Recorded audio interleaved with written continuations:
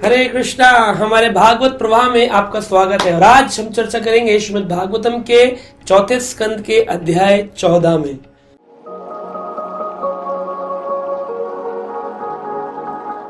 जैसा कि आप जानते हैं, हम पिछली बार चर्चा कर रहे थे विदुर मैत्रेय संवाद में।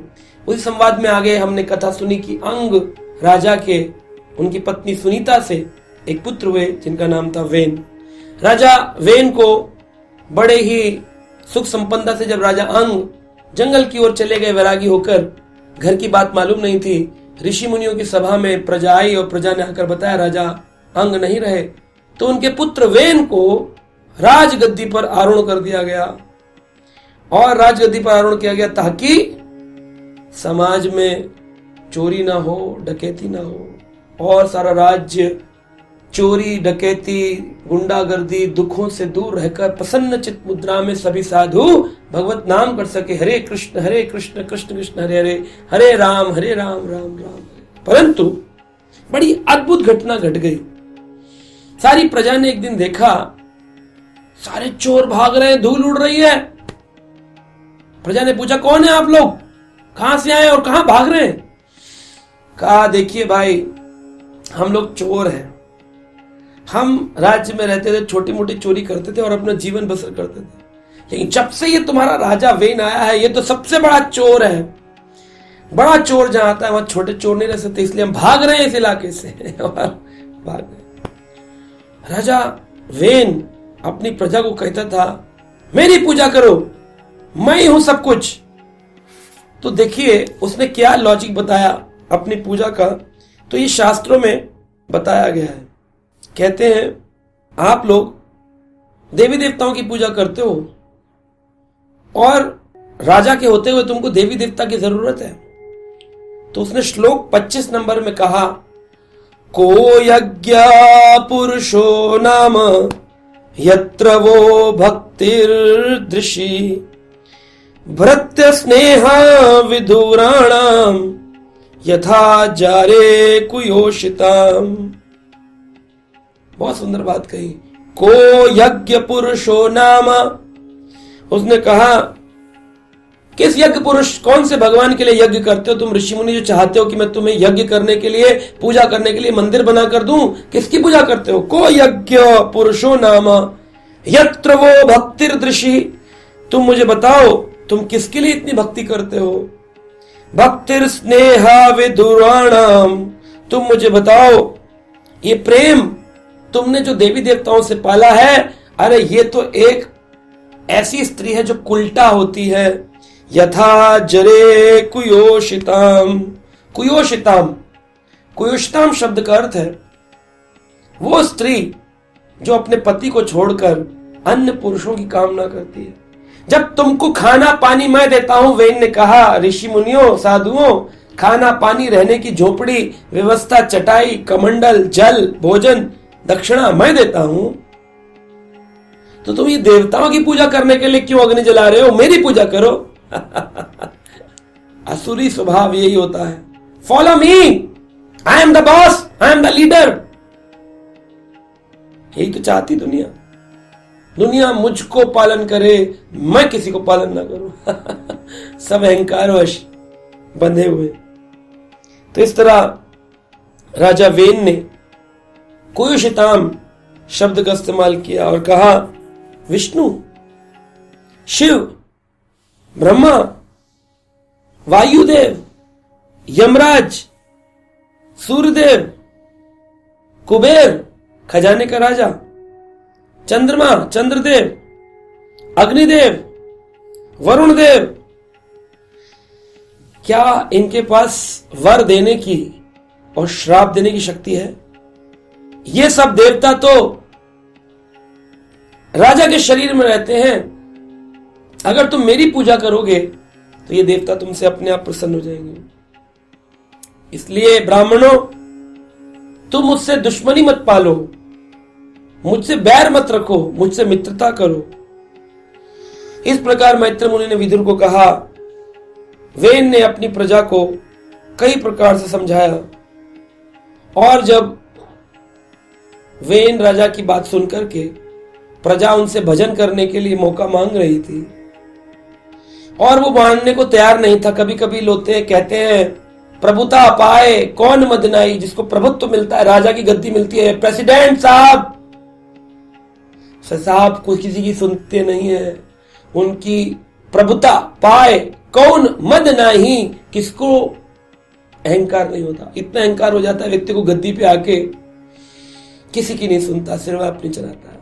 और इसीलिए हम देखते हैं ऐसे राजाओं के कारण हमारे समाज का पतन हुआ है। आपने अपने ऑफिस में देखा होगा, ऐसा बॉस, ऐसा व्यक्ति, लीडर, ऐसा गुरु, कोई भी व्यक्ति हो सकता है जिसके अंदर अपनापन बहुत हो कि मैं ही हूं सब कुछ, अहम, उस अहम से वो सब कुछ नष्ट भ्रष्ट कर देता है।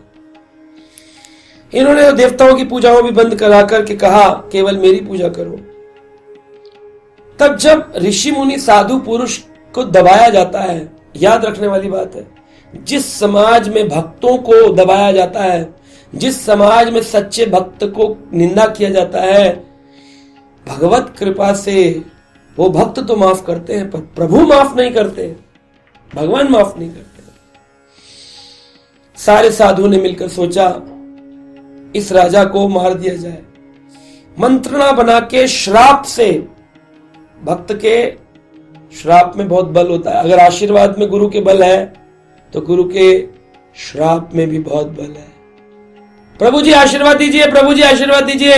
अगर आशीर्वाद पर आपको विश्वास है और अगर वो रुष्ट हो गए तो सब खत्म हो जाएगा, फिनिश।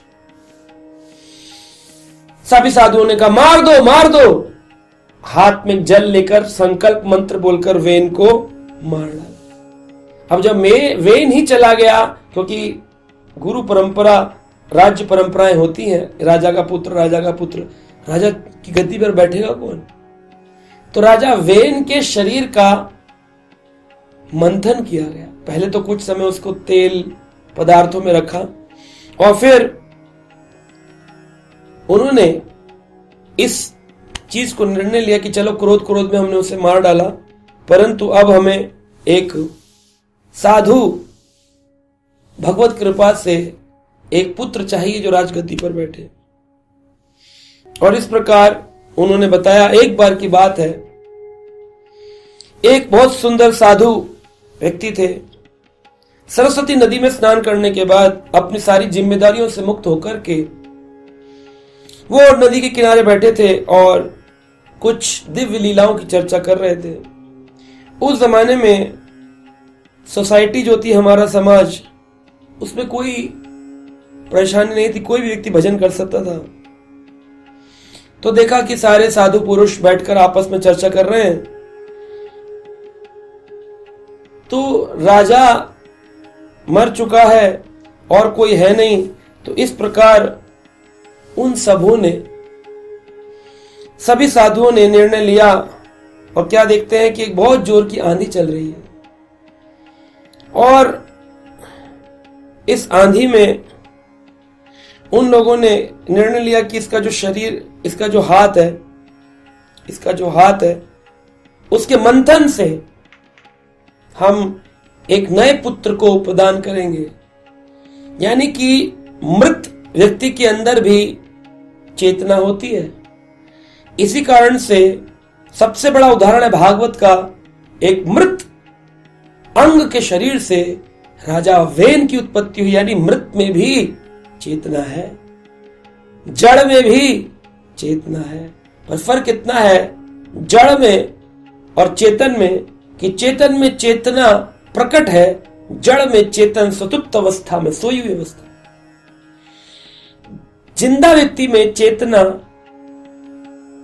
जागृत अवस्था में है, मृत व्यक्ति में चेतना सुषुप्त अवस्था में। पर है, चेतन है संसार, सब कुछ भगवान है। तभी तो भगवत कृपा से वेन के शरीर को जब मंथन किया गया तो उसके शरीर से एक काला रंग का एक छोटा बोना बच्चा पैदा हुआ, जिसको निषाद कहा गया।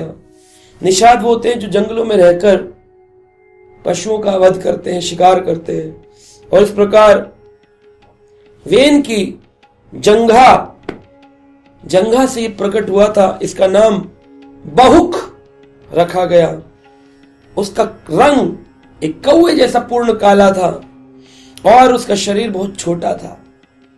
तो यहां पर हम समझ पाते हैं इस आज के अध्याय से यह शिक्षा मिलती है, अहंकार बुरी चीज है। पहली शिक्षा आज ये मिली कि अहंकार बुरी चीज है। अहंकार करने का फल ये मिला कि भक्त अगर आशीर्वाद दे सकते हैं तो भक्त आपको मार भी सकते हैं, श्राप भी दे सकते हैं। एक श्राप में ही वेन की मृत्यु हो गई। हमने दूसरी शिक्षा ली, जड़ और चेतन दोनों में ही चेतना है, भगवान है। सुप्त और जागृत का भेद है। उस मृत वेन के शरीर से जब मंथन किया, उसके हाथ को लेकर जंगा से एक पुत्र उत्पन्न हुआ, बहु निषाद, छोटा था, काले रंग का था। तो इस प्रकार एक मृत से भी एक अद्भुत लीला करके साधुओं ने एक नया जीवन, यानी साधु के पास शक्ति है दूसरों को नया जीवन देना। इस्कॉन के फाउंडर आचार्य श्रील प्रभुपाद पूरी दुनिया को जीवन दे करके गए। इतना सुंदर जीवन उन्होंने प्रदान किया, सारे समाज को सुंदर जीवन प्रदान किया। जो लोग मृत समान थे, मांसाहार, मदिरापान, संसारी वासनाओं में लिप्त थे, उनको हरे कृष्ण महामंत्र देकर श्रील प्रभुपाद ने उनको एक नया जीवन, तो साधु एक नया जीवन दे सकता है, नया जीवन। पहले जमाने में जब यज्ञ किए जाते थे, गौ मेध यज्ञ, गाय को प्रवेश कराया यज्ञ कुंड में, और साधु में इतनी शक्ति है, उस गाय की आत्मा को एक नया गौ शरीर प्रदान किया। अश्वमेध यज्ञ, घोड़े को यज्ञ में प्रवेश कराया, अश्व को एक नया शरीर प्रदान किया। साधुओं में बहुत शक्ति होती है, उनकी शक्ति को कभी भी इग्नोर ना करें। साधु के प्रति किया गया अपराध संपूर्ण हमारे ऐश्वर्य को नष्ट कर देता है। इसके आगे क्या हुआ, वेन का जो ये बहुक उत्पन्न हुआ, बहुक के बाद फिर ऋषि मुनियों ने क्या किया, किसको राजा बनाया, इसकी चर्चा अगले एपिसोड में करेंगे। हरे कृष्णा।